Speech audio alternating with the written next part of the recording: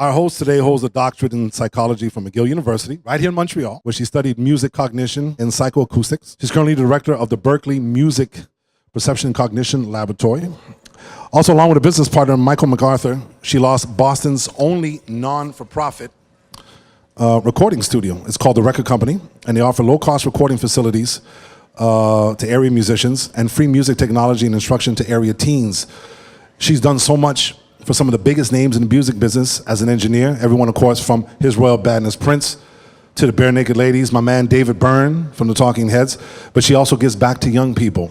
And when she speaks of young people, she speaks of young people in a glowing term because she understands what it's like to be a young man or woman or a young teen that's got an artistic vision that they want to share with the world. She helps them and instructs them on how to do that. So somebody that's gone to the heights of music and art still comes down to help our youth, and that's something that's extremely important. She worked with Prince from 1983 to 1988. That's some or most regarded as his most prolific period.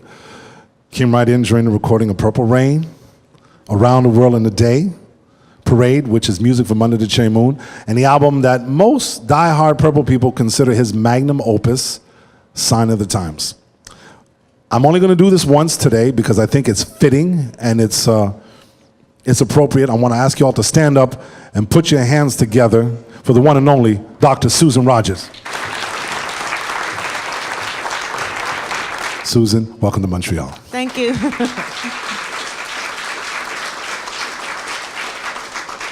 We laughed a lot with Prince. He had a great sense of humor, and things were funny. Sometimes when I or when any one of us was the butt of the joke, it wasn't so funny. He could be a real brat sometimes. Like, his sense of humor was kind of like a teenage boy. And certainly there were many tears shed by all of us when he passed away. I still get choked up sometimes when I talk about him because, you know, for all his flaws, which are not as well known, although many have been publicized, he was a good man as well as a great one. So that's hard to lose, yeah. Okay, I'm going to do that one story that you keep getting asked, and we're going to go through it fast because maybe a lot of people here don't know, and then we're going to get into the cool stuff.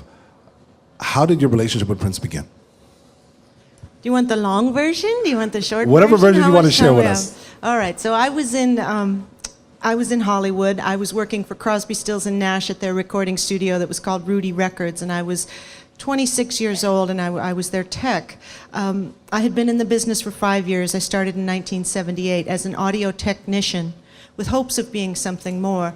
Anyway, in that year, in the year 1983, I heard through the professional grapevine that Prince was looking for a technician. He was just coming off the 1999 tour, and he'd already started recording for Purple Rain. I think Warner Brothers had already done the green light for the movie, so his world was about to get bigger by an order of magnitude. So he told his management, get me a technician from New York or LA who knew the professional audio industry.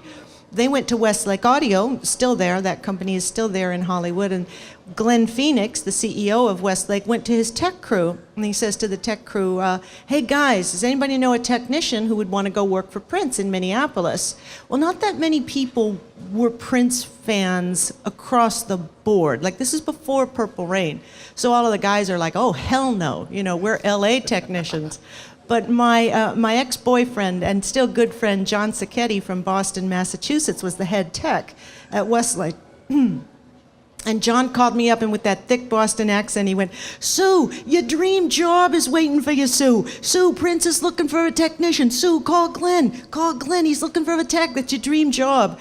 And he was right. I was a Prince fan. Because you were a fan. Oh, yeah, I had been a fan since day one, and I'd seen him play live a lot of times. And if anyone had said to me in that year, write down on a piece of paper, what's your dream? I would have written down to work for Prince. And the call came. And in Hollywood, you know, sometimes, you know, that's where the call's going to come in the entertainment industry. So I said, yeah, that's my job. His search is over because I have been found. And they hired me, and I moved. I left everyone I'd ever known. I'm from California, so I left everyone, and I moved to Minnesota to be his full-time employee. But you weren't an engineer. at Not that time? an audio engineer, no. An audio engineer knows the gear, but an audio engineer is like a cameraman on a film. You're using the camera, you're framing the shot, you're determining the light, saturation, hue, contrast, you're determining what's in the frame. That's the cameraman. It's an artistic position, just like an audio engineer. You're an artist with sound. But a technician would be like the camera repair person, the person who takes apart the camera and fixes it. So I was a technician. I could keep his studio running, but I did not know the art of record engineering, no. And so after, and this was, you were setting up a soundboard in his home. You were getting him set up as he was recording. And did he understand immediately that you were not an audio engineer? I'll never know, and I've always wondered, did he not know? Because I spent about a week. There were a lot of things that needed to be repaired, and there was a new console that needed to be installed. So I spent about a week in his home studio. This was his house was on Kiowa Trail in Chanhassen, Minnesota. He painted it purple and gave it to his dad at one point. But anyway, it was his home, you know, and it was a typical suburban split-level home with like 4 bedrooms. If you want to see pictures of it, in the Controversy album, you know, the poster that was inside, the picture of him in the shower, remember that? Yeah. That was the shower at that house. And I didn't know that. yeah, that was that house. Anyway, so that's where the studio was. I spent a week doing that, and when I was finished, I let him know, it's ready for you. He came down and he asked me to put up a tape. Technicians don't put up a tape unless you're repairing something. That's you know, the guy who repairs the camera doesn't start shooting the movie. It's just not how it's done. And I thought, well, he's my boss, so I have to do what he says. And the tape I put up was Darling Nikki. Darling Nikki, Purple Rain. And he asked me to get a rough mix. And then he left the room. And a rough mix is, you know, just push up the faders and adjust the knobs and get something going here. And I remember thinking, you know, it's that thing where you're just kind of looking around, I don't believe this. You know, that feeling of, under my fingers is this song. And I just remember being blown back. And that feeling of, I can't wait for fans to hear this. This is amazing. This is going to be great. It's great. Now, as you're installing and getting his board together and everything, you're actually hearing him throughout the home. He's tinkering on the piano and he's guitar, and this was actually the compositions of the songs that would eventually be on the Purple Rain album. You were hearing all of this come together. Yeah, I'm downstairs by myself, and I've got the oscilloscope, and I've got the tone generator, and my soldering iron, and I've got the wiring, and I'm doing all this work, and I'm there in silence. I don't know if he wants me to play music on the job, so I'm there, you know, all by myself in silence. And just above me is the ceiling, and the piano, his Yamaha Baby Grand, that was the brand he preferred, and the Yamaha's up there, and I can hear him for countless hours playing Purple Rain and Computer Blue and just riffing, you know, just playing piano, and I'd hear that foot, that high heel boot on the floor, you know, and he'd play something funky, and I could hear him taking meetings with the band, and we still actually, this must be said, we hadn't met face to face. He was throughout his life, so shy that he's not going to bring or welcome in a new person into his fold without some reservation. He was that way with everyone. But eventually I finished, I had the studio ready, and I called Sandy Scipione. She was the girl who took care of his house and his personal stuff, and I said, Sandy, tell him I'm done. So she called him, and he came downstairs, and we met for the first time face to face. You had been in this house for like a week. Yeah, and we hadn't spoken. I would come in, you know, through the back door into the studio, and he was upstairs. And I had read that you actually started the introduction. Like he hadn't taken the time out to... Yeah, so he came downstairs, and he stopped on the stairwell. I'm at the foot of the stairs, and he's a little bit above me, and he just skipped any pleasantries. He just went right into, did you do this? Did you check this? What's going on with that? And he asked questions, and I gave him my answers. And then he said, okay, well, it's late. We're not going to work tonight. And he said, come back tomorrow. And he gave me a time. And he turned around to go up, and something about it just bugged me, because I thought, I've just moved over 2,000 miles, and I've left everyone I've ever known. I don't have anybody here. And I don't think this is the way it should begin. It just a sixth sense said to me, don't let it go like that. So he turned around to leave, and it was just my instincts that kicked in, and I just said, Prince. And he stopped and he turned around and I stuck out my hand to shake his hand. I went, "I'm Susan Rogers." And I looked him dead in the eye, like, let's start from the place of you're you and I'm me and we're people. And then from there, we can adopt this artificial construct, which is you're my boss, I'm your employee, you do this, I do that. That's all artificial. The starting place is we're both people. And I want to start there and then go to the artificial zone. And I said, "I'm Susan Rogers," and I stuck out my hand, and the look he got on his face was a look I would get really familiar with. It was the look of bemusement, like he's trying not to laugh. He thinks this is kind of quaint and kind of funny. And I'm keeping a straight face, like, "Don't laugh at me.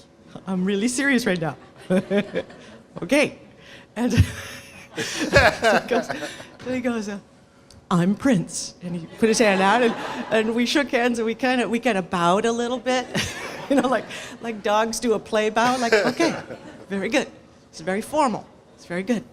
Okay, now we can begin." So, yeah. Wow.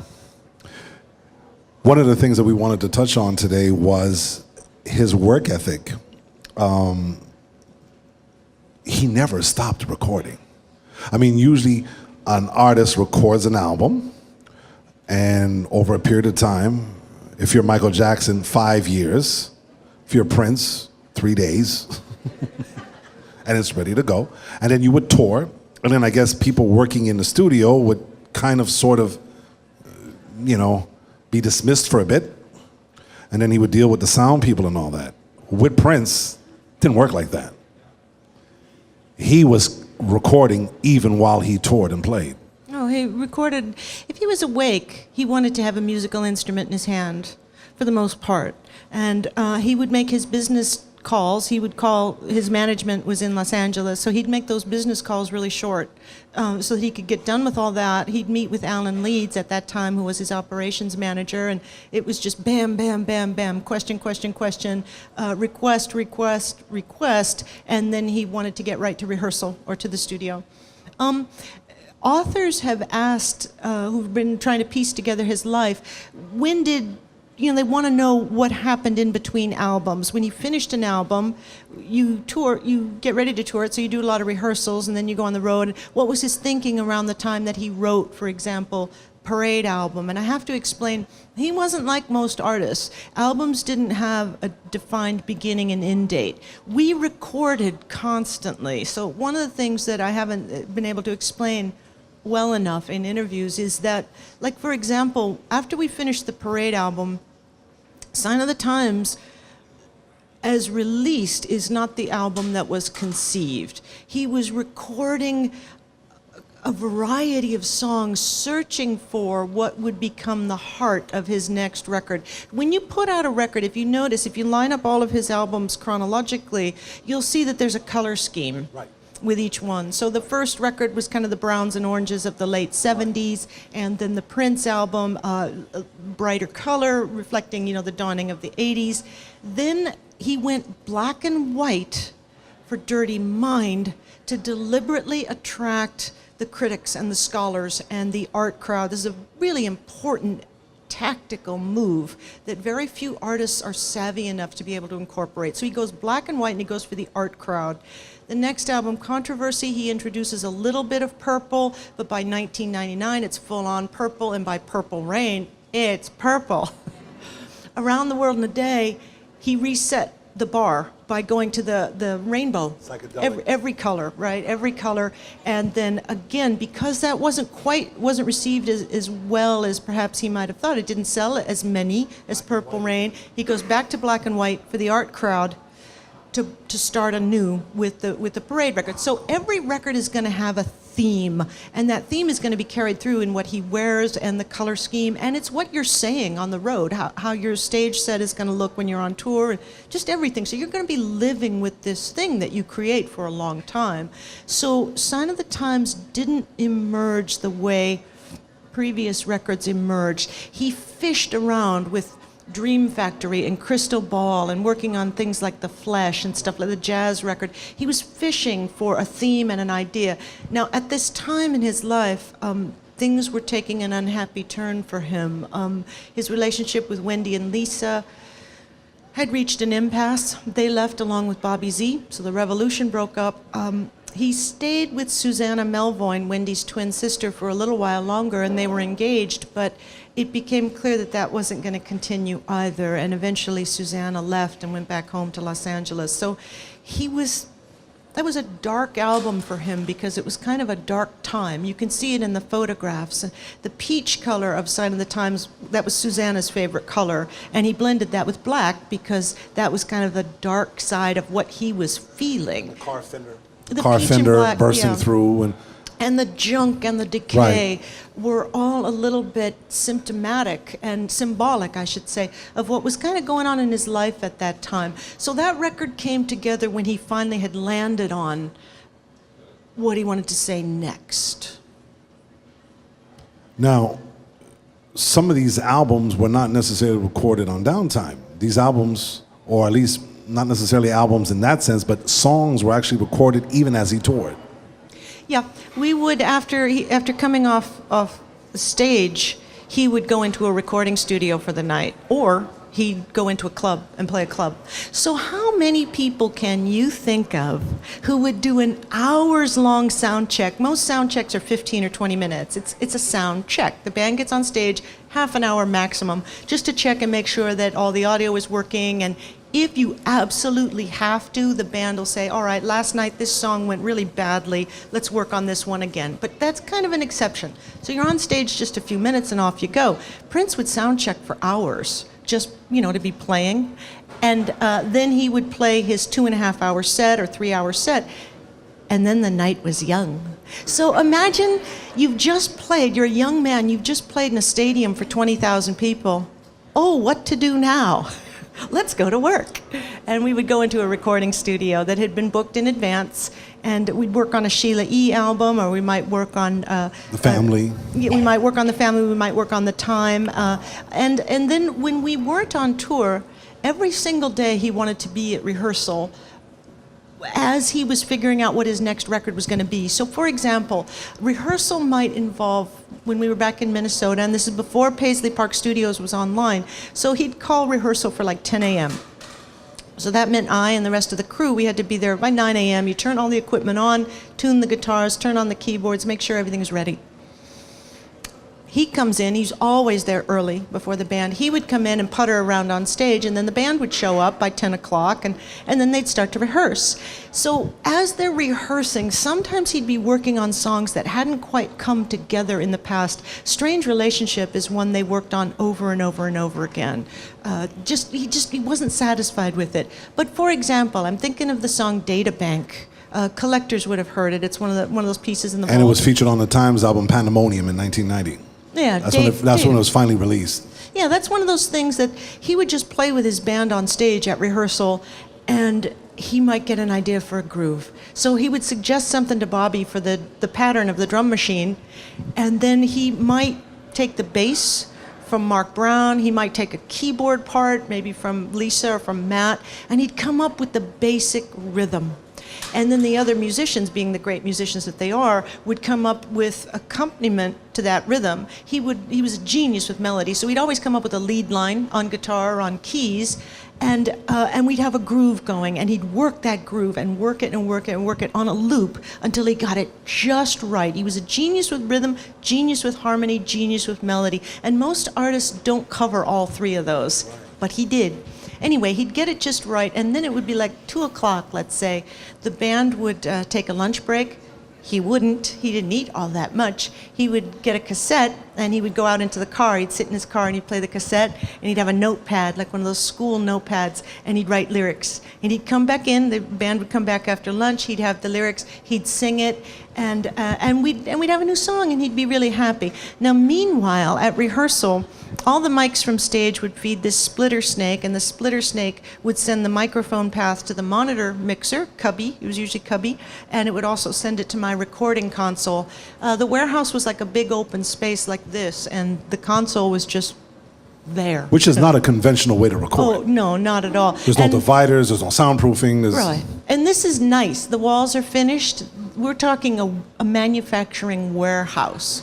So, like when you listen to Raspberry Beret or Around the World in a Day, don't picture a fancy studio.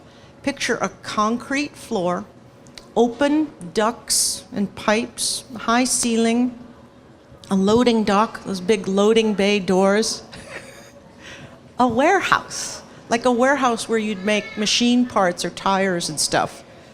That's him, happy as can be, with his band, with his stuff, his musicians, his technicians, and our job was to be the hands for his ideas. So his ideas were coming so fast.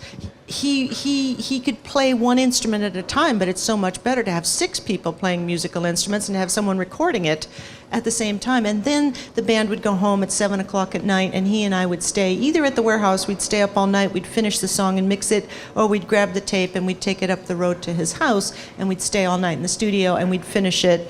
I'd often go home at 5 and 6 o'clock in the morning, grab a bite to eat, go home, shower, sleep for maybe 2 hours, turn around and be back at rehearsal the next day at 9. Day after day after day after day. Oh, and this was fun.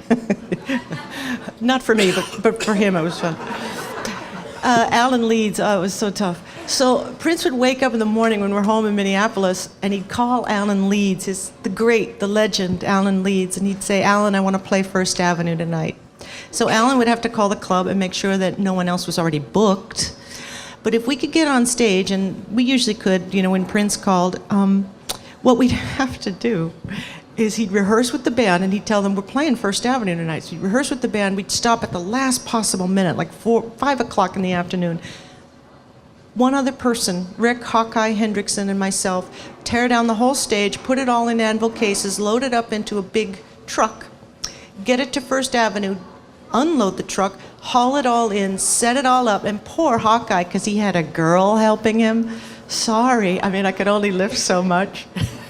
This poor guy. So the two of us, we'd set up the whole stage. Band would come on, he'd play for hours. Prince would play for hours. It'd be 1 o'clock in the morning. Hawkeye and I pack everything back up into the road cases, put the road cases in the truck. The weather would look like that outside, but it would be pitch black because it's Minnesota, and it would be freezing cold, and we're on the ice. Pack up the truck, drive it back to the warehouse, but you can't leave equipment in the truck. You have to unload the truck, set it all back up. You'd finish at 4 or 5 in the morning so you can rehearse in a few hours. That's how he liked to work. The last single released off Around the World in a Day was America, which is actually the first song on side 2. And the 12-inch remix is like 19 and a half minutes long. The B-side is Girl. Was America one of those songs where the Revolution just vamped and jammed? Yeah, and it became a song? They played until the tape ran out. So seriously? Yeah, we were working on tape, of course, at 30 inches per second, which means you get roughly 17 minutes on a side of tape, 17 minutes maximum. And they started. Well, they were playing, and he'd be on stage, and I'd be watching him for a cue, and he'd nod to me when he wanted me to go in to record. If you listen to Raspberry Beret and you hear him go, "Ready?" He's asking me, are you ready? Are we rolling? Wow. So he'd nod, or he'd say, "Ready?" And I'd let him know. This is the universal symbol for tapes rolling. So you do the finger like this. We're rolling, and they just jammed until the tape ran out, and I'd have to go, "I think that's the universal symbol for the tape ran out." That's the end of the song. Okay, so you have the situation where he would record with his band, which was usually a rare thing because he did usually lay down most of the tracks on most of his albums.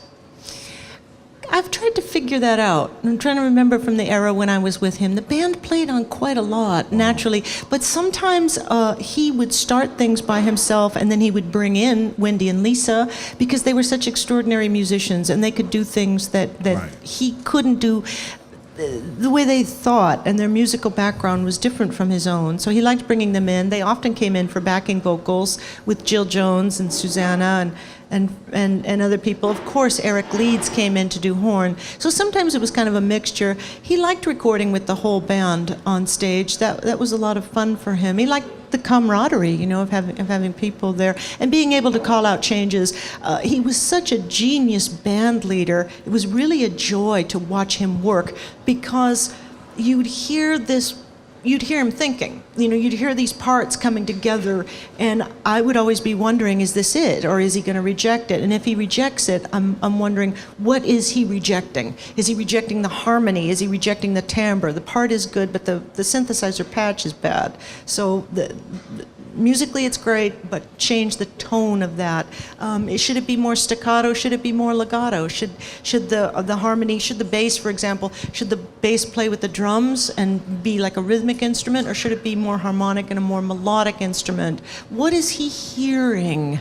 That was a constant for me, is listening to his mind work as he continued to add parts, and then scrap parts as well. Like a lot of times, the most famous example is scrapping the bass on When Doves Cry. But okay, so the way it would work is you do the basic tracks, which is typically the rhythm, you do the chord progression, you do the main melody on whatever lead instrument you're going to have, you do the lead vocal, you do the backing vocals, and then you add ornamentation. And that ornamentation can be percussion, it can be Sheila E. on timbales, it can be a horn part from Eric Leeds, it can be anything, it can be anything you like. So you add the ornamentation, and at that point you know what this song is. So a dear friend of mine, Tommy Jordan, who's a great songwriter, has said that writing a song is like having sex. It's fun, it's easy, everybody loves to do it, it's good. Tommy writes a lot of songs. But making a record is like having a toddler. It's like having a 1 or 2 year old. It's gonna keep you up all night. It's gonna go in ways that you don't expect it to go. It's gonna frustrate you. It's gonna take all of your attention. You can't think about anything else. It's a pain in the ass to make a record. A lot of times it's adorable, but it's really frustrating. But you don't know. Now, I don't have children, so I don't know from firsthand experience, but parents don't know how their kid's gonna turn out.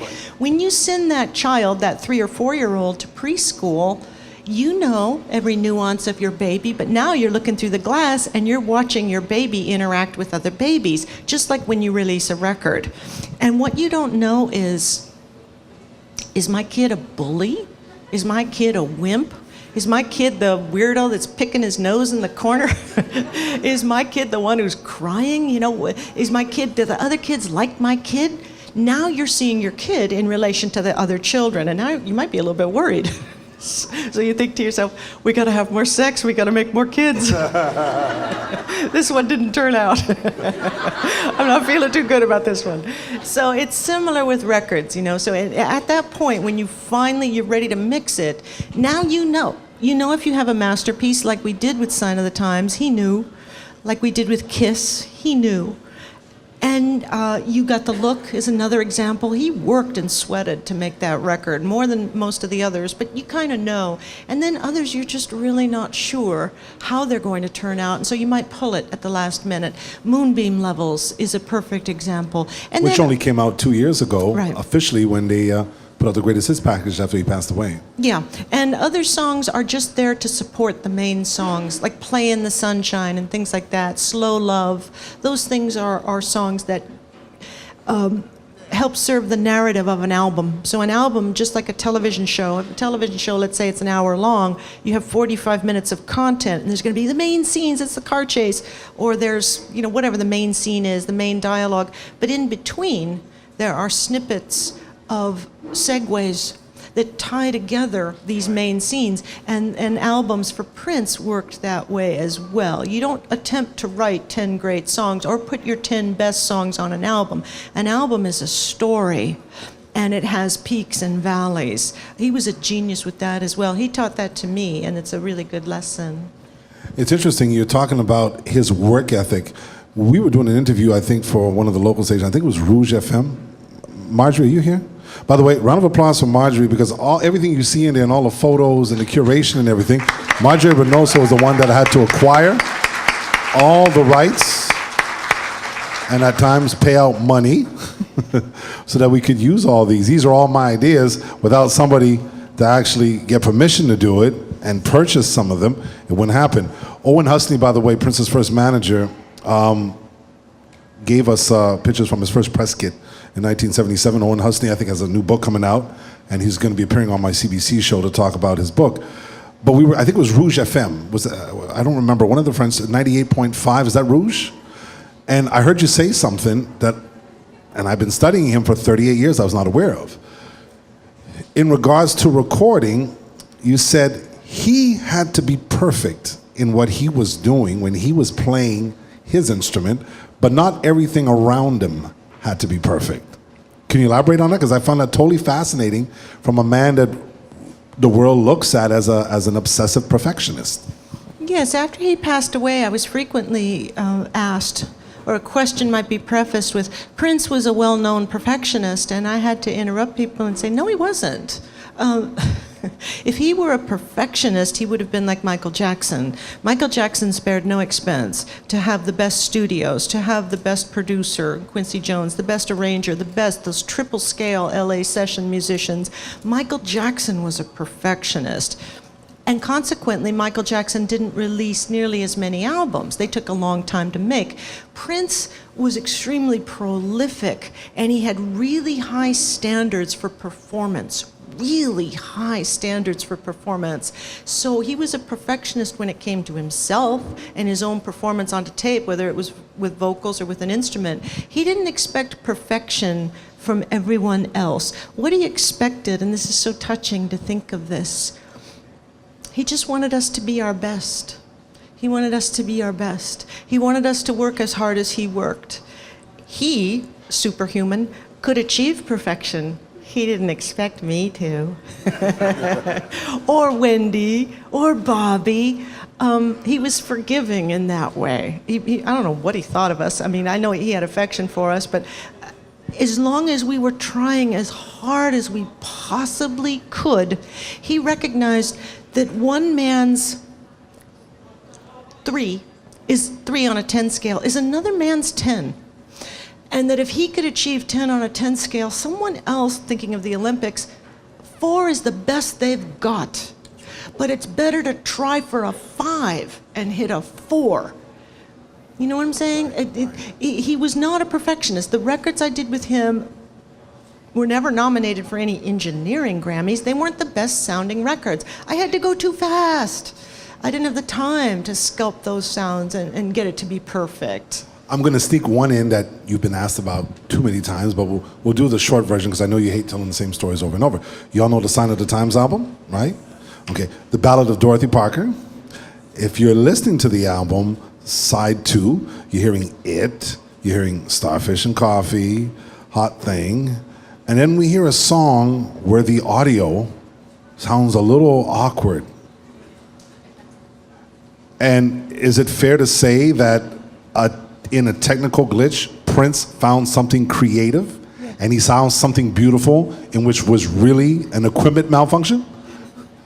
He was so funny. I mean, like, he would work sometimes under the worst possible conditions, and you're thinking, well, this is untenable. Of course he's going to stop. And I'm talking about working in a warehouse in Minnesota where it's roasting hot, no air conditioning. He's got no shirt on, and I'm thinking, you know, it's really miserable in here.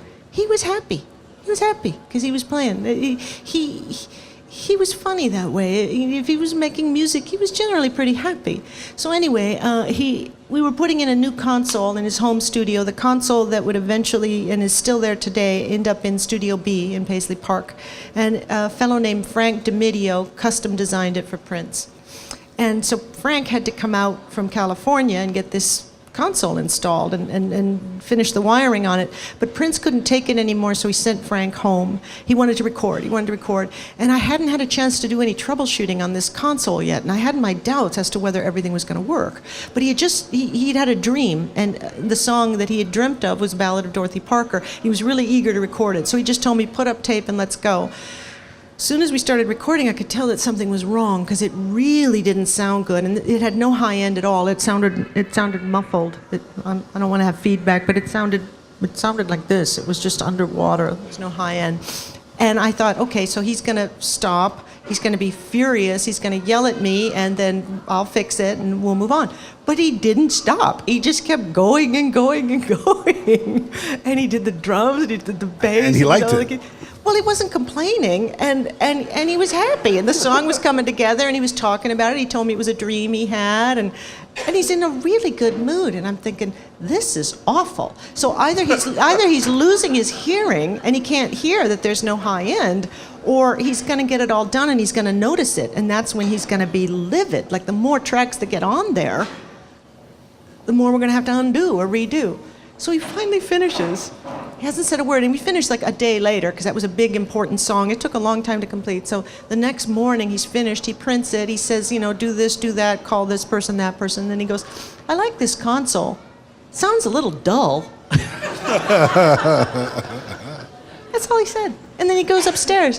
And so I finally, oh, thank goodness, he's finally done. And I grabbed the voltmeter and I went and checked the power supplies. And consoles have several power supplies, but they're usually bipolar, like positive 15, negative 15. Anyway, one whole power supply was dead. So it was only swinging half the current it normally could. He was working on half power. It's like driving a car on two wheels.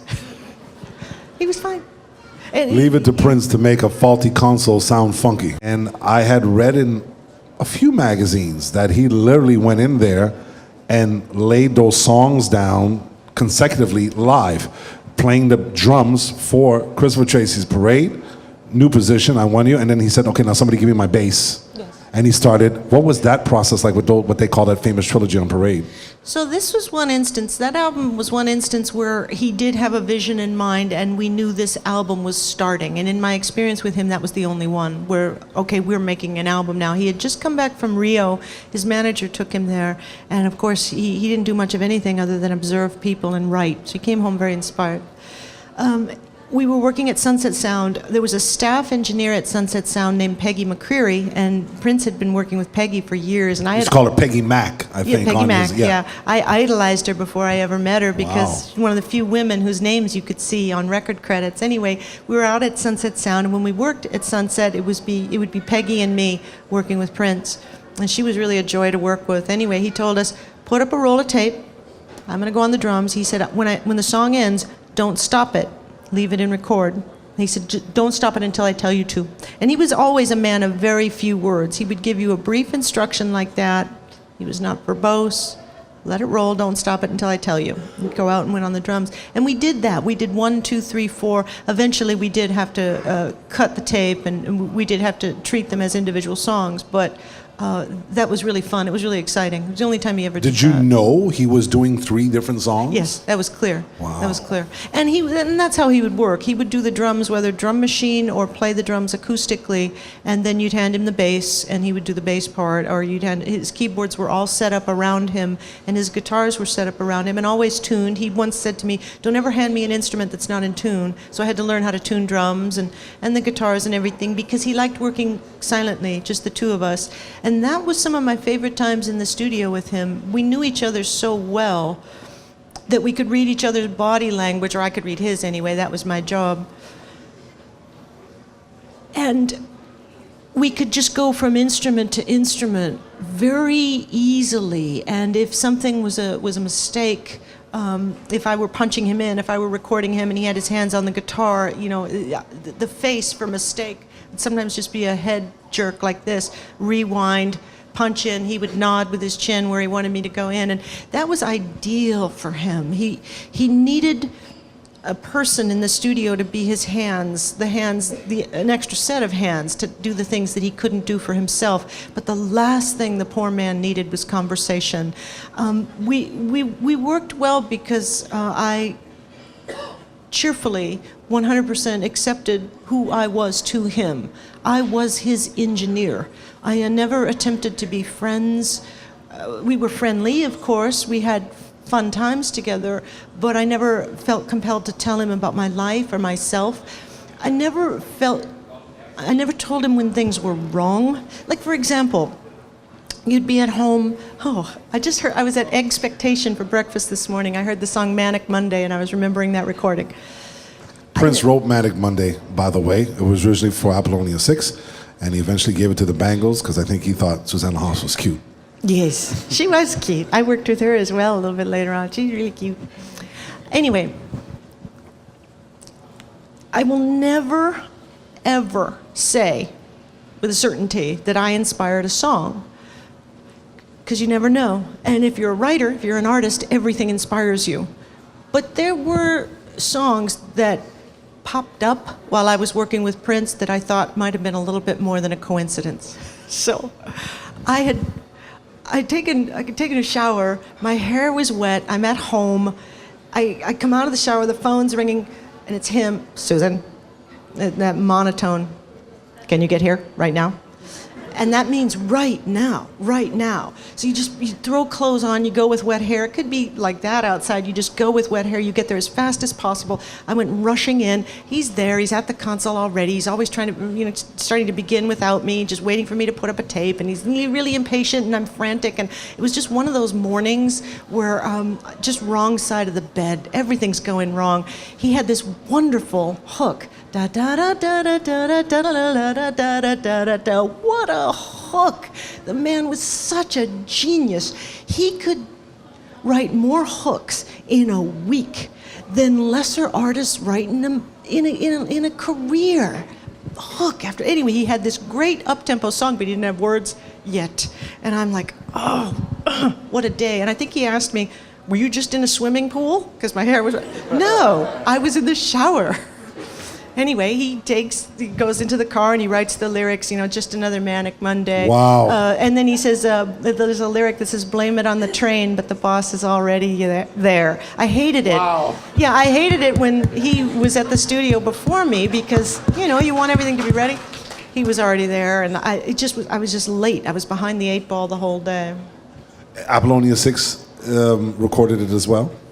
Yeah, I think as I recall we did. So we would always do these songs with Prince singing lead vocal, First, right. And then it would be sent to another artist, and they would have a track where they would mimic his lead vocal with the timing and the inflections and things like that. What's interesting is that when Wendy Melvoin joined the band in 1983, and Wendy and Lisa became such an integral part of his music, they seemed to have this language that they kind of understood. They channeled another part of his musicality that he had not channeled yet. Because is it fair to say that he learned a lot from Wendy and Lisa? They brought a different element to what he was doing? They brought not just a different musical element, but they brought a really crucial perspective to him that he needed and that he couldn't have had on his own. So Wendy and Lisa are Hollywood babies. Both of their dads were members of the Wrecking Crew, the famous LA session musicians. They grew up knowing each other. They knew each other since they were in diapers. And they were playing music since they were little babies in Hollywood. If you're going to integrate yourself as a celebrity into the world of Hollywood, you have to learn a certain language and a certain way of being in that world, a way of being that Prince really didn't like, which is why he never left Minnesota and never permanently moved to Hollywood. He really wasn't into it. And I could tell you the Elizabeth Taylor story if you'd like me to. But Yes, please. Okay. Because we've heard so many versions of it. Oh, you have? Yeah. Okay. And we want to know the real one. I'll tell you. We're going to talk about the Miles Davis story, which some people have heard, but you're going to give us the real story after. Let me as tell well. you, yeah, I will tell you that Elizabeth Taylor story. But anyway, it illustrates man's inhumanity to man. So anyway, yeah, what Wendy and Lisa brought to him, Wendy especially, was how to be in Hollywood. How to be in Hollywood, how to not be afraid of that world, how to navigate celebrities, being with them and meeting people you've only seen on television or on the basketball court, meeting people that you've idolized. She showed him how to do that because she was so comfortable in that world, and Lisa was too. So that was the reason I think that they went on stage with him when he accepted the Academy Award, the Oscar for the soundtrack. Best original song score. Yeah, and they also brought chords to him. Lisa had trained as a classical pianist.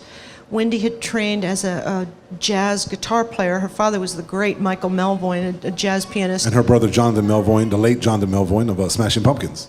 Yes. So they brought new chords to him that he would not have thought of. They enriched his music deeply.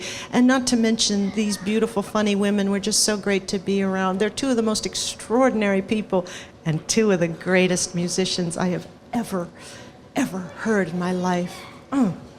there was such a language that was understood between those two for a very short time period that I'm going to tell you, and maybe you can give me the answer. Till this day, I don't know who's singing lead vocals on Do You Lie, because there seemed to be this intertwining between Wendy and Prince, and Do You Lie is the third song of that trilogy on Parade. Who is singing lead vocal on that song? That's Prince. Wow. Yeah, we recorded that at the rehearsal stage, and that was Jonathan Melvoin on drums. Jonathan had come out to visit, so Jonathan was a drummer. And, wow. And it was Jonathan Melvoin and then also Lisa's brother, David Coleman, who wrote and brought the demo of Around the World in a Day to Prince that he loved so much. He took it, and they played on it, on that.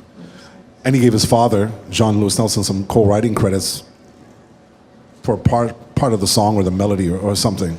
Prince would sometimes give his dad writing credits so his dad could get royalties. It was a way of giving his dad dad some money in his pocket. Yeah, so if you're an artist, everything inspires you. So his dad might play a phrase or something that inspires him to write Computer Blue, but Prince is touched and he'll give his dad co-writing credit.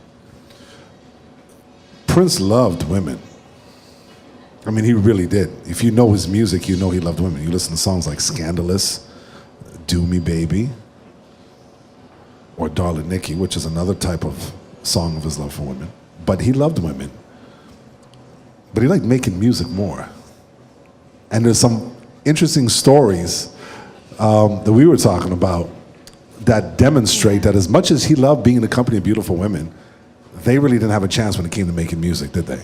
No, they really didn't. So when we were home in Minneapolis, sometimes he would have a steady girlfriend like Susanna Melvoin, but not always. He dated a lot. And when we were in Minneapolis, Thursday night at First Avenue at the club was funk night, so they would play the music that we loved. And if we were recording at home, he would stop 10 o'clock in the evening to go to First Avenue to dance. Sometimes I would go with him and we'd dance, but other times I'd be busy and I'd stay behind. And sometimes he'd come back with a girl, because he'd meet a pretty girl at First Avenue. There are plenty of them around. He'd come back to the studio with a girl, and he'd kind of flirt, and he'd be like, sit here, baby. I just got to work on this song a little bit. And baby would sit there for hours until baby would get tired and go home. The magnetic pull of music for him was greater than his relationship with any woman I ever saw. And even the one I saw the most of was with Susanna, and nothing came between him and his music and his love of recording, which is why I spent so much time with him. So what was a dream date eventually meant a woman would sit down on a couch or something and just listen to him work for hours. Yeah, and she'd get bored and go home. And she'd say, well, I really have to go. And I was telling you when we talked earlier this morning that one time we were at the home studio, his house. Oh, this one's good. On Galpin Road. And he had met a woman the night before. I guess she came home with him. She was from the Netherlands, I believe. But anyway, I didn't know she was in the house. So he sent me upstairs to get something, upstairs to the kitchen. And I walked upstairs, and there's a naked woman in the kitchen, this beautiful, beautiful naked woman. And she just says, hello, and she says, I'm getting coffee or something. And I came downstairs, and I said, Prince, there's a naked woman in your kitchen. And he said, yeah, she's something, isn't she? He just kept right on working. He didn't care. And kept on making music. Yeah, he didn't care. And what was another thing that was funny about him that a lot of people don't realize, and this has a heartbreaking aspect to this story, is how conservative he was. He was a prude. When I knew him... Really? Oh, yeah. He was more conservative than most of us. He didn't like pornography. You'd never see in his house, you would never see any pornographic magazines. It's interesting because with a lot of the sexual imagery in his music, there never was a reference to porn. Yeah, he didn't. He really, really wasn't into that. He didn't date women who were sex workers or porn stars. Or strippers. He really liked.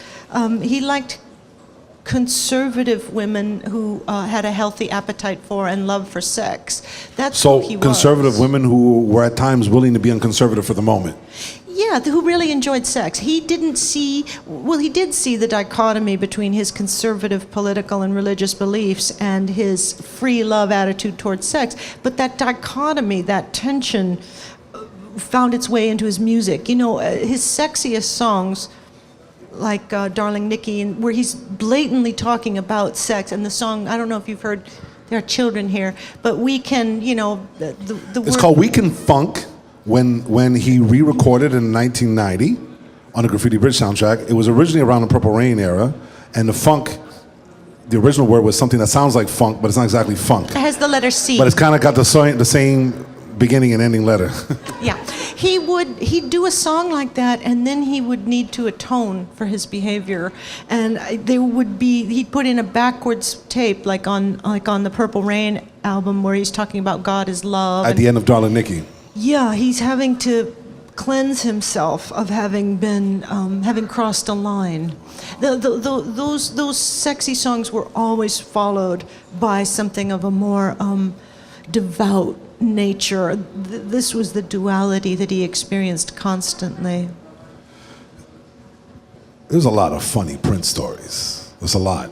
And most of the ones that I've heard, not all of them, but a great deal of them, involve you. When I picked you up at the airport yesterday, we talked and exchanged pleasantries, and I said, I got to ask you about the Miles Davis story.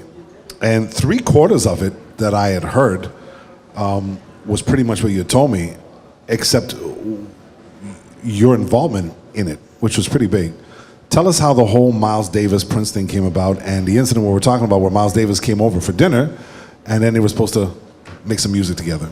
Yeah, that was one of the highlights of my life. I'll never forget that. I mean, really, it was truly one of the highlights of my life. So Prince had just met Miles, and the plan was for Miles to come over to the house, Prince's house, and have dinner and then listen to some music downstairs.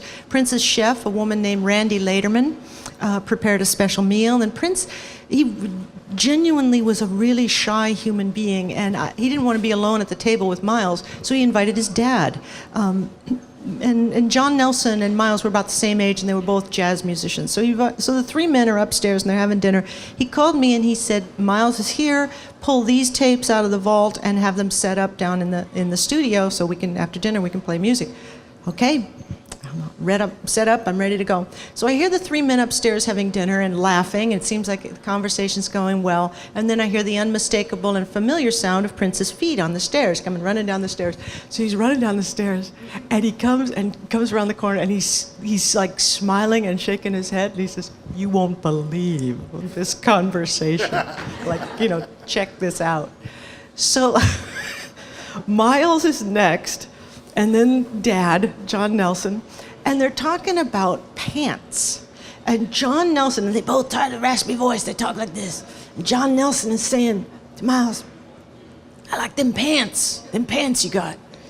And Miles is saying, "I ain't got no, what pants I got?"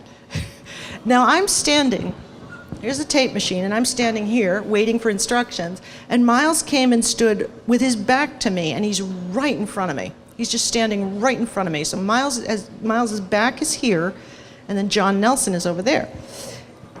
And John Nelson is saying, "Them striped pants you got."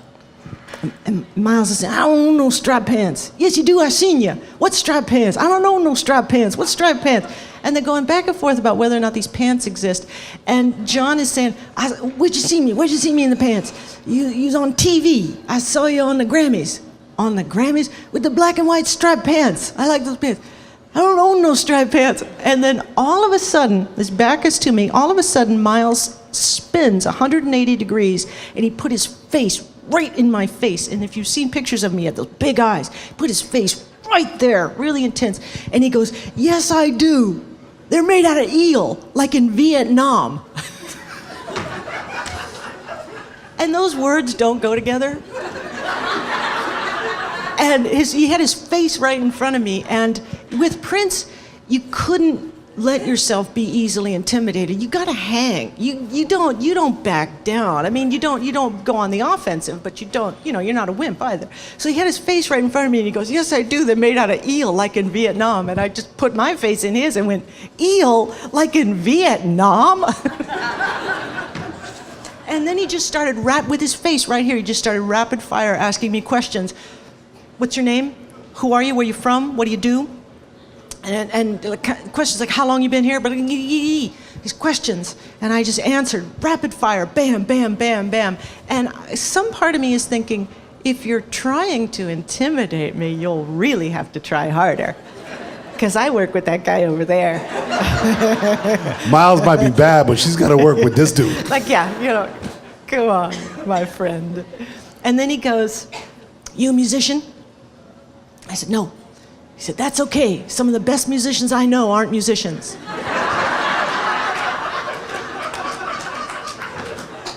And it was over. And he turned, and he went to Prince, and he asked something, and we put up the tape. And one of the tapes we put up, we got a rough mix, and we're playing it for him. And Miles takes out of his pocket one of those little dictation recorders, you know, the little micro cassettes. So he takes this little dictation recorder, and he presses the record button, and he holds it up in between the speakers.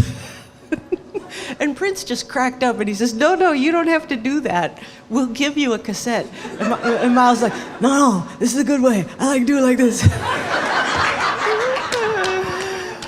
It was so great. Oh, and he told dirty jokes, and he told us a funny story. Oh, he was so great. Yeah, and why would he? Jazz musician. That's what you do, is you improvise. You listen to sounds and you shape it into a conversation with pitches. So when he said some of the best musicians I know aren't musicians, I thought about that for years, but I realized he means it two ways. He means the best musicians play like non-musicians, and I've heard that from Marcus Miller and other people who played with him. And then the best musicians can be people who don't, like me, who don't play an instrument. We're deeply musical, but we don't express it through a pitched instrument. And also maybe at the same time understanding your contribution to this whole melange of what's going on. I would love to flatter myself and think so, but I don't know. He might have, he might not have. But I think what I realized later is what we were having is that's music. That's music. Who are you? What do you do? He's throwing out, as he would do. And I heard this from Marcus Miller and other musicians, Kenny, whose last name I don't remember, who worked with him. He throws it out there. And if you're a jazz musician, you return the serve. And it might be an unexpected serve, but you return the serve. And those who just go, oh, I didn't see that coming, and let the ball bounce, they're not going to play with him. So when he says, who are you, with his face right there, I'm returning that serve. I'm in. It's Miles Davis. Prince was at an airport with Gilbert Davidson, longtime colleague and gentleman he worked with, his partner in the Glam Slam nightclubs that he opened. And could have been a very risky situation. What happened? Prince and Gilbert, just the two of them. Prince didn't travel with a big entourage. They get to LAX, Los Angeles International Airport, early in the morning, and Gilbert's carrying all the bags, his own and Prince's. And Prince is very bold. He always was. Prince is walking way ahead of Gilbert. And Gilbert's coming behind with the bags, and Gilbert sees a man in a black cloak, black trench coat, running toward Prince. And Gilbert calculates the distance, and he recognizes, I'm not going to get there in time. And Gilbert drops the bags and goes running, but he doesn't get there in time. And the man in the black trench coat reaches Prince, grabs him, picks him up in the air. It was Miles. It was Miles Davis. Yeah, he was at the airport, and he saw Prince. He just went running after him and picked him up. Now, I think I read it in Miles's biography where he said Prince was our generation's Duke Ellington. That's right. He said he was a combination of Charlie Chaplin and Duke Ellington, and I think Laurence Olivier or something, combined the three. There was the Elizabeth Taylor story, which it's a classic, but it's also telling of how Prince the pop star was the pop star who was somewhat the anti-pop star, who still wanted to just be himself. Maybe we can get the real story, what happened. I'll give you the real story, and then I think I'd like to segue that into Prince's famous reputation for being difficult with the press, and sometimes difficult or even rude if you met him in person. I'd like to offer a little spin Absolutely. on that. I just heard from I was being interviewed for a podcast the other day, and the interviewer had met Prince, and he idolized Prince, but he met him, and Prince was kind of rude to him. And anyway, well, I'll get to that. So Prince was innately shy, and because he was so shy, the habit was, after we'd finish a show, every other artist in the world, after they finish a show, they go backstage, usually in the big sports arenas, you can take a shower or whatever, but after a few minutes of just letting your consciousness go back into your body, you're backstage and you greet your guests, all these people who've come. Prince never stayed backstage, ever. He just never did it because he hated that meet and greet kind of thing. He wouldn't do it. He'd go off to a studio or he'd play an after party. His way of interacting with people was with an instrument in his hand, not with conversation. Anyway, when we were on the Purple Rain tour, we were in Los Angeles because Prince was nominated for the Academy Award for the Best Soundtrack. It was a big deal, and Prince was the it boy of the moment. And he beat out Mozart, because Amadeus was nominated as well. Prince beat Mozart. I didn't remember that. Yep. That's great, wow. Anyway,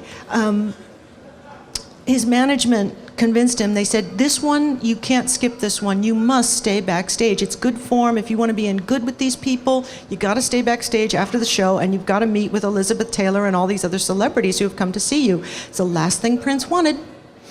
So in Los Angeles also was the great John Sacchetti, my ex-boyfriend, who had gotten me the job. John Sacchetti from Boston. And John Sacchetti was a genius, a real genius, but a bit of a nutcase. And yeah. Aren't they all? And Prince loved John Sacchetti, because John just had a heart as big as it gets. But anyway, here's the story. So John and I hadn't seen each other in a long time, and our plan was, once we wrap up this whole thing, when I'm finally free, John and I are going to spend some time together because we had great love for each other.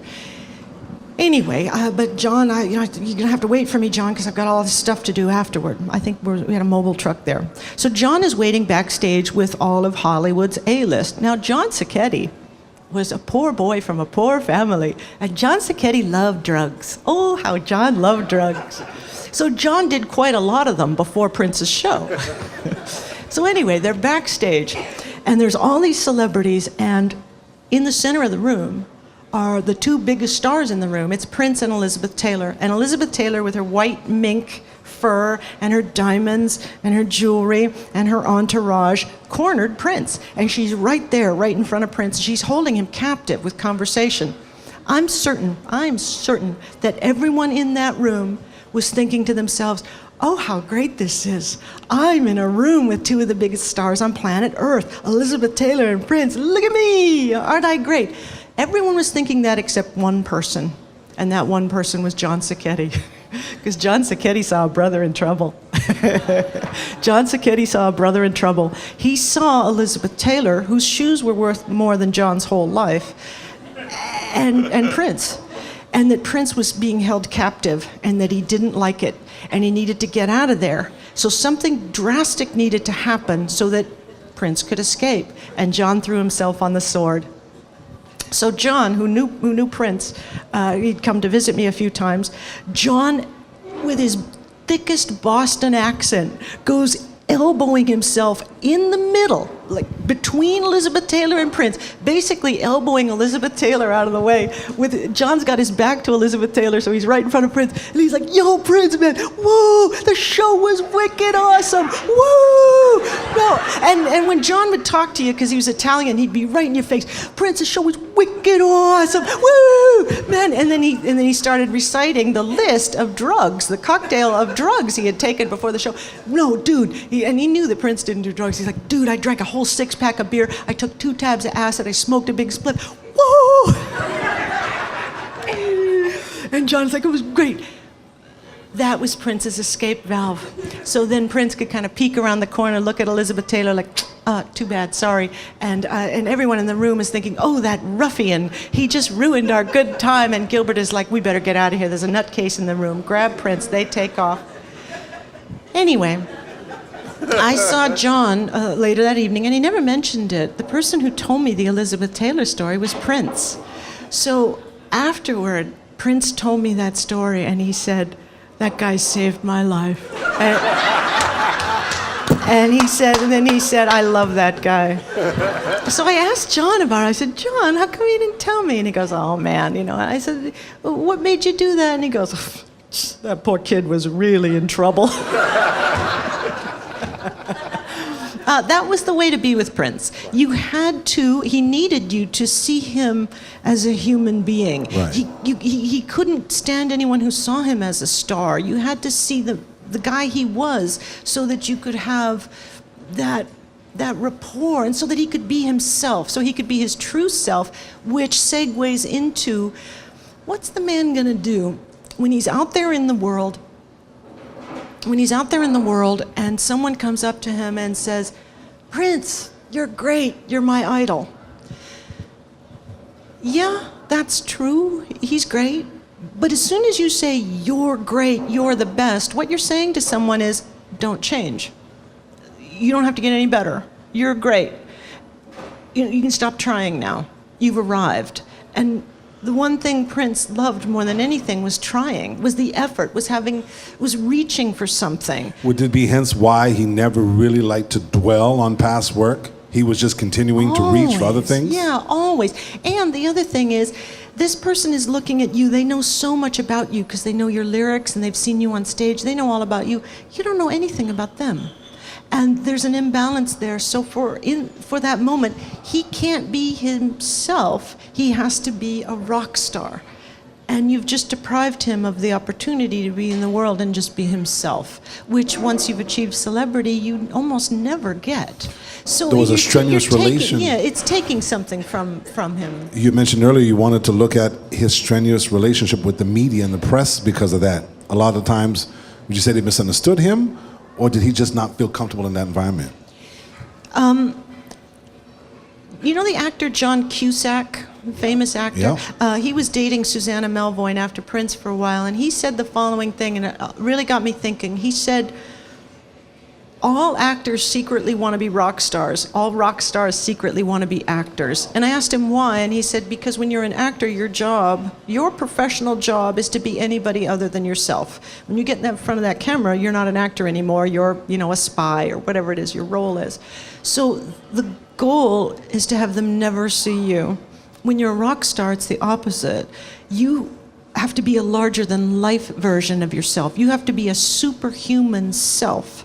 So for Prince to get on stage and play to, I don't know, like let's say 70,000 people at the Superdome in Los Angeles who show up to see this guy, he has to be a larger-than-life version of himself. But that's kind of a scary thing.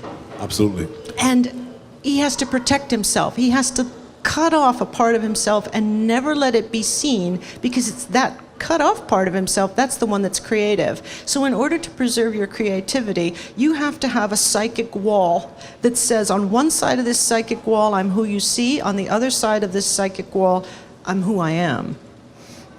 And he was smart enough to figure that out really early on, to shape it and to let it be. Now, he didn't, not in the earliest days, not when he was doing his first and second record, but by Dirty Mind, which was a masterpiece and a turning point in his career, he had figured it out.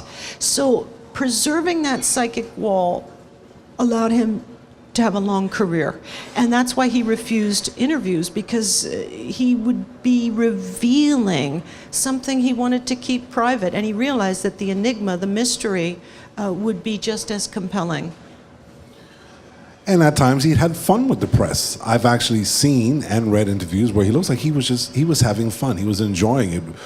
Do you think that would be dependent upon who was conducting the interview or the way they approached it? He seemed to really chill with Oprah. He seemed to be really cool with her. Yeah. And then there'd be other interviews where like he wished he was anywhere else on the planet.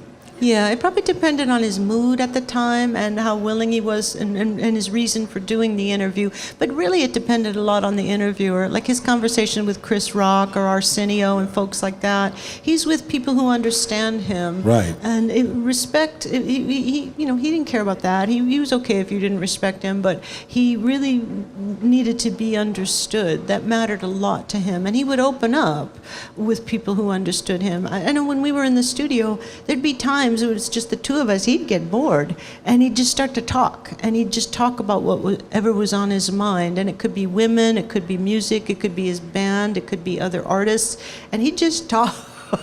I had heard that at times he, depending on who he was with and what environment he was in, he wouldn't shut up. He could be kind of chatty. and my role was to, my role is to keep the work going and Right. to be there and pitch in. I mean, we had one-on-one conversations that were back and forth a little bit, but I was really cautious about crossing a line and getting too close to him. It's interesting because we were talking yesterday afternoon, and I said, I want to talk about a lot of the music-related stuff because there's nobody better qualified from that era than yourself. And I'm not going to do anything personal. And you had share it with me. No, it's okay. If I have the answer, I'll be more than happy to share it with you. And I gave an example. Check this out. Like, I'm not going to ask you about you guys going, if you ever went bowling or something together. And Susan actually said, well, actually, that's what we used to do.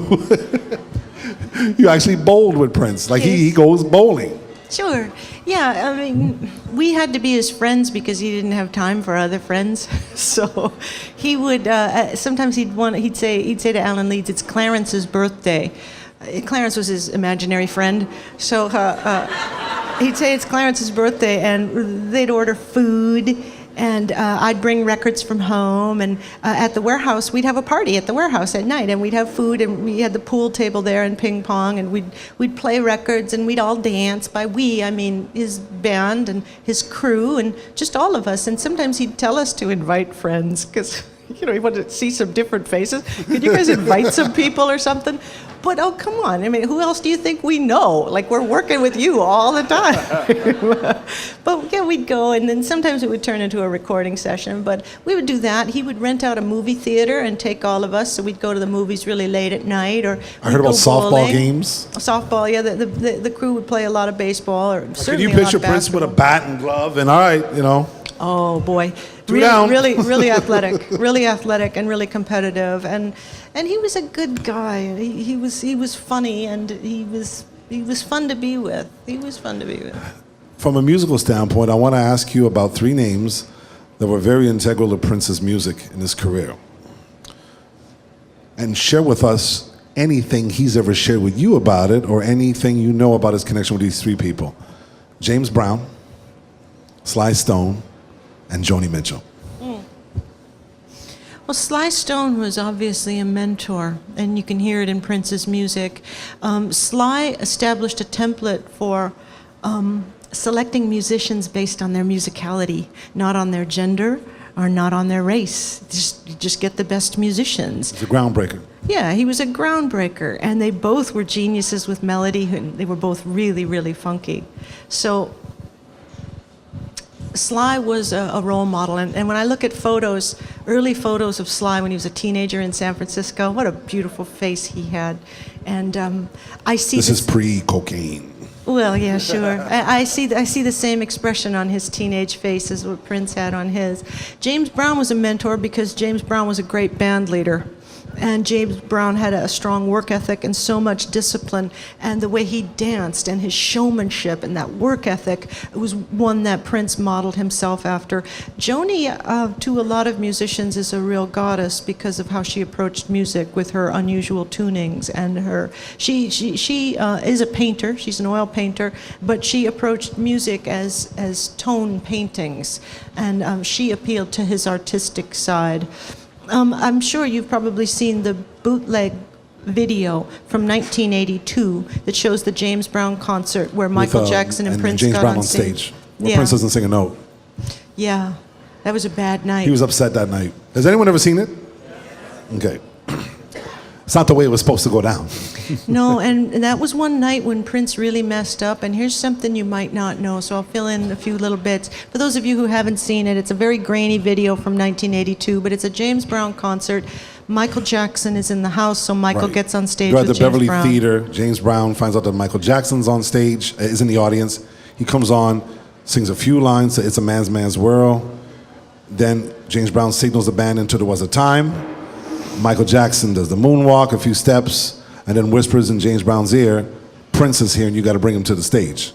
Now, Prince told me this himself when I asked, really naively, how come you and Michael Jackson aren't better friends, Prince? And I remember he turned around in his chair and he looked at me and he said, don't be naive. That guy is a racehorse. He is really competitive. I was actually pushing Prince because Michael had asked him to duet with him on the song Bad. And Prince said no. Wasn't comfortable with the opening line where he says, your butt is mine. Yeah. And I'm like, come on, Prince, you guys should be friends. How naive was I? And Prince said, what are you kidding? Anyway, Michael was really shrewd. Now remember, Michael was huge at this point in 1982 compared to Prince, but Prince was his rival, and Michael knew it. And Michael, with his shrewd tactician's mind, saw an opportunity to embarrass Prince and to trump his rival on stage. Is that what happened? Oh, you know it. So Michael's, yes. So, check Michael's out what a bad mother. Wow. He worked at Westlake Audio, and John Sacchetti told me plenty of stories. And I worked with the Jacksons right after Prince, so I've heard things. I know that this is true. So Michael says to James Brown, very shrewdly, Prince is in the house, bring him up. So that's what you do when you see an opportunity to show your rival right there on stage that you're better than he is. So imagine your Prince, your idol, and your number one rival have just invited you on stage. Oh, no. And you are scared to death, and you better hope nobody in this house has a camera. Someone does, but you better hope they don't. So anyway, he gets on stage, and as you've seen, he made a terrible, terrible, terrible mistake. He's singing, but it's not going over well because there's Michael Jackson there, and Michael's a great singer. So he says, well, give me a guitar, but he's nervous, and all he's really doing, James Brown's band is a rhythm band. He's doing some rhythm scratch. So he's just doing some rhythm. How interesting is that? Not much to the audience. It's like, what's your deal, buddy? So he realizes this real quick. He takes the guitar off, and then it was the fatal mistake. It was bad. It was bad. The jacket comes off, Yes. bare chest, and he starts, in the mic. Yeah, but that wasn't the worst of it. That wasn't the worst. He thought, okay, I'll go sexy. I'll do something Michael can't do. I'll do this sexy thing, because Michael's not going to take off his shirt and, be that sexy guy. So Prince is trying to be tactical back. I'll do something you can't do, my rival. I'll be sexy. But with James Brown's audience, it wasn't working. Because they came to see James Brown. James Brown is an older guy, kind of sexy, and this young guy with his shirt off, no, not too good. So then he made the fatal mistake. Bad. Prince decided, I know, I'll dance. Not with Michael Jackson on stage. You don't dance in front of Michael Jackson. So you mean the thing with the microphone stand through the legs and trying to do the James thing and all that? The guy, Michael Jackson, could spin 5 times on one toe. You don't dance on stage with Michael Jackson. And he messed that up, and then as he realized, I better get out of here. So as he's going to get off the stage, he knocked over a light pole, Prince did. It was like a lamppost, so as he's getting on Big Chick's back, he kind of brings the lamppost into the crowd with him. Now here I want to tell you something, and this is sad, and it was Jesse Johnson who told me this story. Yeah. So they're all together afterwards, the members of the Time and Prince. And they're in, I think, the back of the limo. And Prince says to all of them, that was bad, wasn't it? That was terrible, wasn't it? And Jesse told me, and Jesse was the new guy, so he kept quiet, but Jesse said... Jesse Johnson, guitarist Jesse of the Johnson from Time. the Time, yeah. Not one person said to him, yeah, it was. They all said, Jesse told me, they all went, no, Prince, that was great. That was great. And Prince, Jesse said his face just went blank, and he just sat back in the car because he just realized at that moment, there's no one around me who will tell me the truth. Wow. How lonely is that? And this is before Purple Rain. My best friends just lied to me. And this is another thing that's not well known about Prince. He played that tape over and over again in the house. Like the video watching Yep. it? I teach this to my students. What would compel you to relive one of the most embarrassing moments of your career? What would compel you? The only person who would do that is a person who learns from his mistakes and is determined to never do that again. This is why he always videotaped rehearsals. He wanted to know, what do I look like to you? And if I'm making a mistake, correct me. And I don't care how painful it is. Correct me. And he grabs the mic and says, there's only 12 of them, and there's 3,000 of us. And right on cue, like his song, Get Up, Get It To It, Get Involved, he says, when I say stand up, what do we mean? And Bobby Bird grabs the mic and says, stand on up. When I say stand up, what do we mean? And Bobby Bird says, get on up. When I say stand up, what do we mean? Bobby Bird says, get on up. He goes, hit me. And then the band goes right into the groove. Police back out, ordered the house lights off. He played till 1 in the morning, and as a 5-year-old child, I thought James Brown was Superman. He scared the police away. That's awesome. Fast forward 20 years later, Prince is touring for the Jam of the Year tour, the Emancipation album, and played right in that same hall where James Brown scared the police away. And Prince wanted to discourage scalpers from stealing all the good tickets from his real fans. So how you had to buy tickets for it is you had to come the day before, because he only announced he was playing the day before.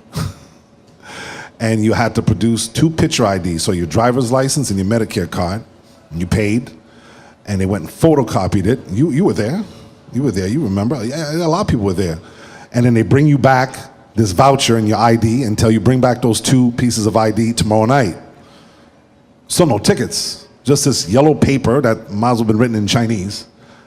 And so you come the night of, and you bring those 2 pieces of ID with the voucher, and then get your tickets to go inside. And the limit was only 2 per ID, make it almost virtually impossible for scalpers to destroy his show. Needless to say, the show started about an hour and a half late. Prince comes on stage in that same hall right there, and he says, "I'm sorry it took so long to get in. We just wanted to make sure the funky people got in first." Proceeds to tear it up, and he's got television right in the wings, but we can't see, that got the Bulls playoff game on. And you know he was a big Bulls Michael Jordan fan. And he was doing James Brown's talking loud and saying nothing. And he leaves the stage for a minute and comes right back, does a chorus, says, "Chicago 34, Los Angeles 22." And kept us, you know what I mean, updated. My 2 heroes both rocked that same hall 20 years apart, and the energy was exactly the same. Now you know why I wanted this young lady to be with us here today. We did promise you a question and answer period, if you have a few more minutes. Is Laurence here? Laurence, how will we do it? Will we actually bring people up with the mic so it could be heard? Okay, so let me try and get here. Please don't be shy. We all purple people here today. And anything you'd like to ask Dr. Rogers, just come on up, come on up. Come on up, sweetheart. Now, you know what I'm going to do? I'm going to bring you on stage like Prince did Kim Kardashian and embarrass you in front of everybody. No, I'm just kidding. Hello, Susan. Hi, How are you doing? pretty good. I'm so happy that you're here. Thank you. And I saw Prince right there, the last show before he passed away. But I'm a female musician in Montreal, and I was wondering, how do you establish yourself? Of course, there's no Prince right now, and I find it hard to work with male musician with no gender bias, as far as attraction, as also as far as being a professional. So the question is balancing your femininity and attractiveness with a professionalism. Yeah. Well, I think the way you kind of have to think of it is, I'd spoken earlier about what people see when they see you, and I was determined that what Prince would see when he saw me was he would see an engineer, because that's what I wanted to be. And I've never been in your position, but I would strongly encourage you to don't suppress your femininity, don't suppress your attractiveness, don't change anything about yourself, because you don't have to. If they are making a connection between femininity and attractiveness and lack of ability, they're the ones with the problem. They have the wrong idea. So be yourself. Never waver from that. If you're professional, be professional. If you don't know something, just be honest and say, well, I don't know. I'm not very experienced in this. Can you show me how this goes, how that goes? So what you're letting them know is that you are not in any doubt as to who you are and what your abilities are. Let them know that you don't doubt yourself, and then they're either going to have to come around to your way of thinking, or they leave and they go work with somebody else. Women, the assumption was, that we wouldn't be good record producers or engineers or mixers, and still to this day there aren't that many of us, but the ones that there are, we did really well. I'm sure there are records I never got the opportunity to do because the client didn't want to work with a woman, but I didn't want to work with them. Why would I want to work with those people? the smart people, you won't have a problem with the smart people. So the good people, you go find those people and you'll be fine. But don't ever doubt yourself and don't change yourself to be something you think they want. Good question, by the way. And what the young question asker was referring to, Théâtre Maisonneuve, which is a smaller hall right there, was Prince's third to last concert while he was alive. He played Toronto the following day, Atlanta a few weeks later, and that was it. So you're also in very historical ground. I want to bring my man up here from CBC, my brother and colleague. Come on up. Everybody's familiar with this young man right here. I know you got a question for Susan. Oh, sorry.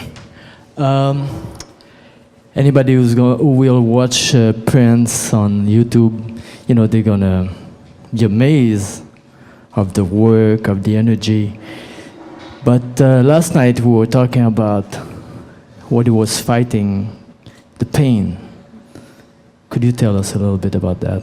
I know it's not funny. It's not. Sure, yeah. After Prince died, all of us, those of us who knew him from a long, long time ago, his childhood friend Andre Simone, to people who met him only recently, to people who were working with him recently, we all talked, trying to figure out what was happening. I don't know, but I have a clearer picture than I did in the days after he died. What seems clear and consistent is that he was suffering for years with pain in his hips, knees, and ankles. He had very strong religious beliefs that prohibited blood transfusions and the kind of operation that he would have needed to have replaced his hips. He was against that. As I understand it, he began taking pain pills in order to be able to function with this pain.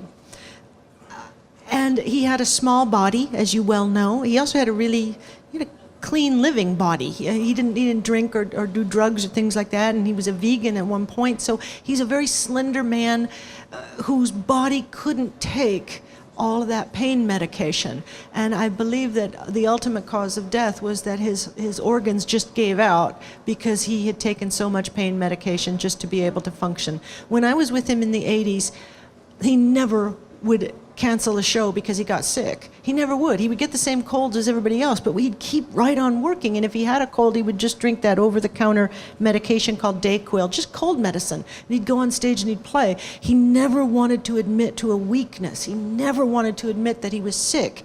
And I can easily see that psyche being unwilling to admit that he was in such bad shape and taking pain pills to cover it up. And I think ultimately that's what killed him.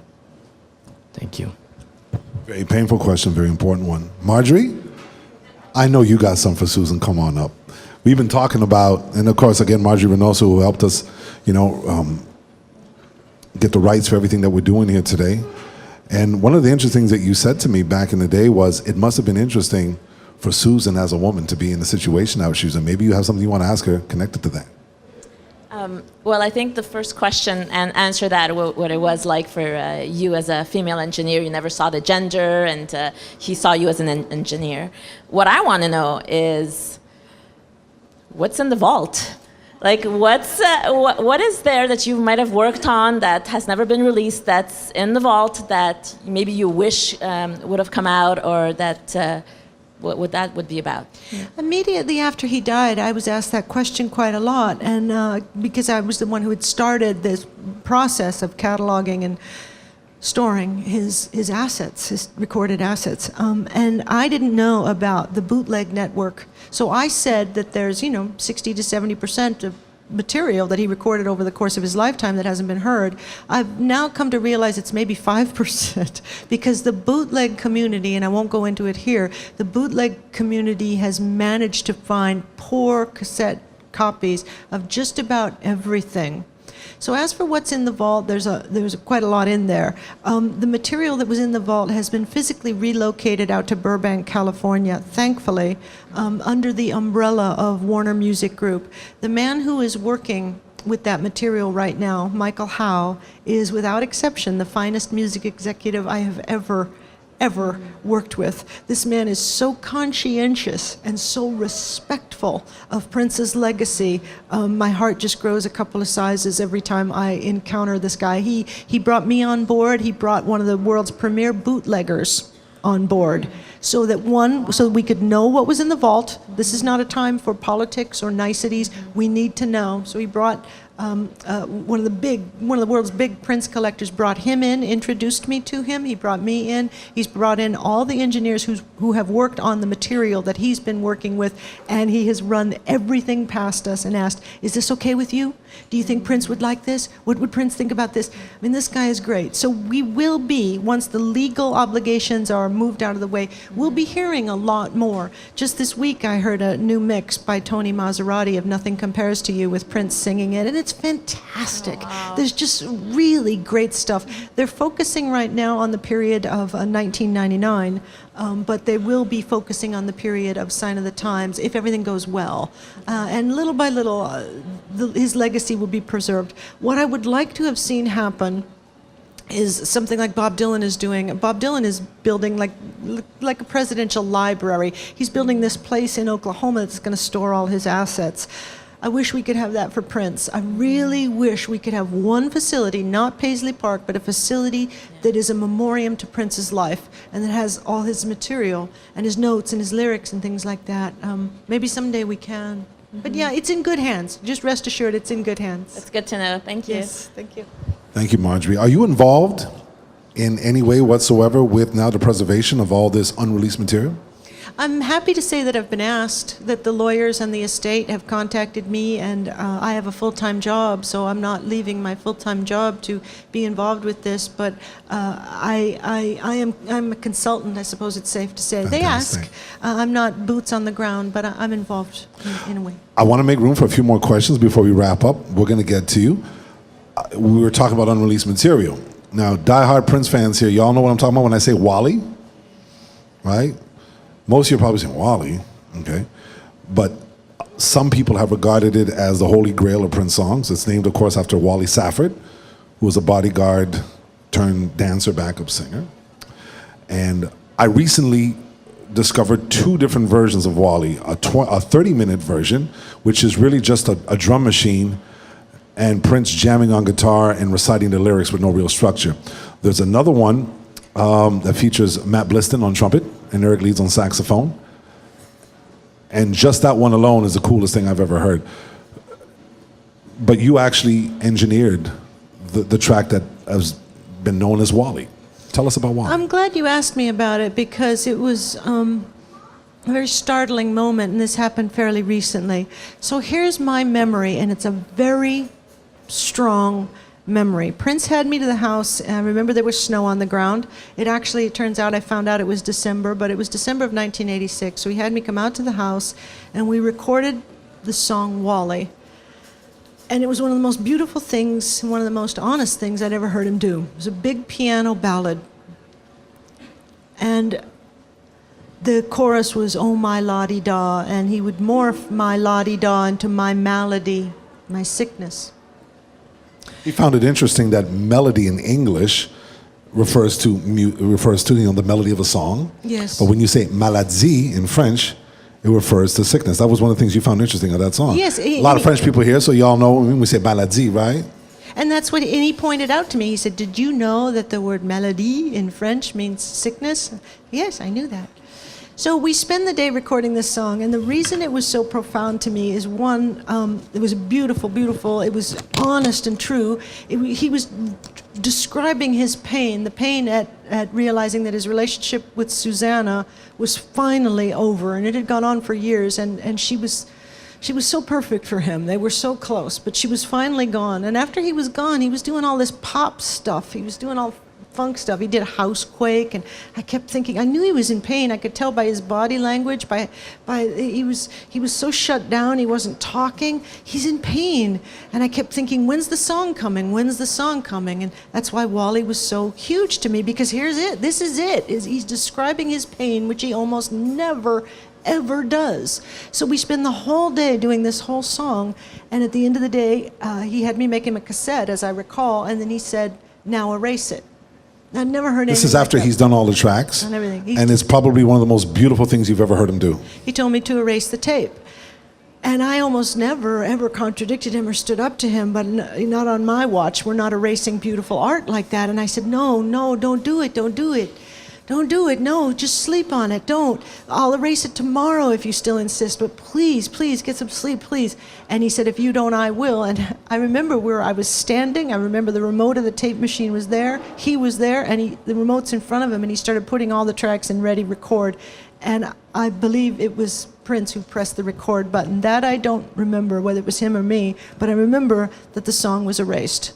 And I drove home thinking, there's only a cassette of that song. The world is unlike Darling Nikki. Wait until everybody hears this. No one's going to get to hear what I just heard. Now, not long ago, I think it was December, just recently, Michael Howe, the record executive I just mentioned, sent me Wally, and the one you said with the sax and the trumpet on it, and I said, I don't know this version. This isn't the song. So he didn't record that remake with you? Well, let me go on further to explain. I said, I don't know this version because the tone of it is different. It's a little bit more braggadocio. It's a little bit more alpha male. It's not the painful one that I heard. I said, I don't know this. And Michael says, let me send you a photo of the track sheet. And it's my handwriting. My handwriting, the date, which was December of 86, it's my handwriting that says sax and trumpet, which, doesn't change over the course of our lifetimes. It's my name on the track sheet. I recorded it, and I had no memory of this new version. And to the best of my knowledge, I think it would have been recorded just a few days after the original that was erased. Some of the same instrumentation is on there, but it's not the same version. The lyrics are the same. So I had to, it really rocked my world, and I had to really think about it and talk to Michael about it. Truth is, and my doctoral thesis was on auditory short-term memory. One of the things we know about memory is that memory needs sleep. Right. You need to be able to sleep in order for certain protein chain reactions to happen so that an event, an episode, will be encoded as a memory. I wasn't getting any. So in talking with other my colleagues who also worked with Prince around that time, I could tell you stories. There were some outrageous stories, funny stories of stuff that happened. And I would say to my colleagues, several colleagues, are you sure I was there? Are you sure? And they're all like, yes, you were there. I didn't encode it because I did not sleep. So that's the likeliest explanation I have, is that the song we did was erased, and that is firmly in my memory because it was such an unusual event. An unusual traumatic thing like that was traumatic things are usually encoded immediately and well, but the re-recording of it I did not remember. Well, I will tell you something. The version that we're talking about, I have.